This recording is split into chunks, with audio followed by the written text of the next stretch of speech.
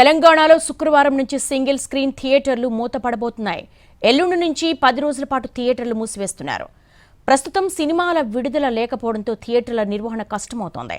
దీంతో థియేటర్ యాజమాన్యాలు ఈ నిర్ణయం తీసుకున్నాయి. కరోనా తర్వాత మళ్లీ సినిమా థియేటర్లు క్లోజ్ అవుతున్నాయి. వరుసగా ఒక్కో సింగిల్ టాకీస్ మూతపడుతోంది. థియేటర్లకు వెళ్లి మూవీ చూసేవారి సంఖ్య భారీగా తగ్గింది. ప్రజలు చాలా వరకు ఓటీటీలోకి వచ్చిన తర్వాతే సినిమాలు చూస్తున్నారు. పైగా మల్టీప్లెక్స్ల్లో టికెట్ల ధరలు భారీగా ఉండటంతో సినిమా చూసేవారి సంఖ్య తగ్గింది.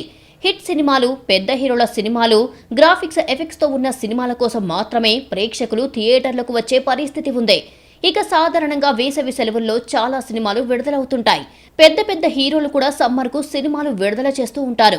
దీంతో థియేటర్లు ప్రేక్షకులతో కిటకిటలాడేవి. కానీ ఈ ఏడాది అలాంటి సందడి లేదు. ఈ సమ్మర్లో పెద్దగా సినిమాలు విడుదల కాలేదు. మరోవైపు ఏపీ, తెలంగాణలో ఎన్నికల కారణంగా చాలా సినిమాల విడుదల వాయిదా పడింది. ఈ సమ్మర్లో చిన్న చిన్న సినిమాలు తప్ప పెద్ద సినిమాలు ఎక్కువగా రాలేదు. సినిమాలు లేక థియేటర్లు నిండటం లేదు. రీ రిలీజ్ సినిమాలు, చిన్న సినిమాలు వేస్తూ కాలం గడిపారు థియేటర్ యజమానులు. ఈ సినిమాలు నడిపించిన విద్యుత్ ఛార్జీలు, మెయింటెనెన్స్ ఖర్చులు కూడా రాలేదంటున్నారు. ఇది వర్కౌట్ కాకపోవడంతో థియేటర్లను మూసేయాలని నిర్ణయించారు. పైగా మే నెలాఖరి వరకు కొత్త సినిమాల విడుదల లేకపోవడంతో తాత్కాలికంగా థియేటర్లు మూసివేయాలని నిర్ణయించారు యజమానులు.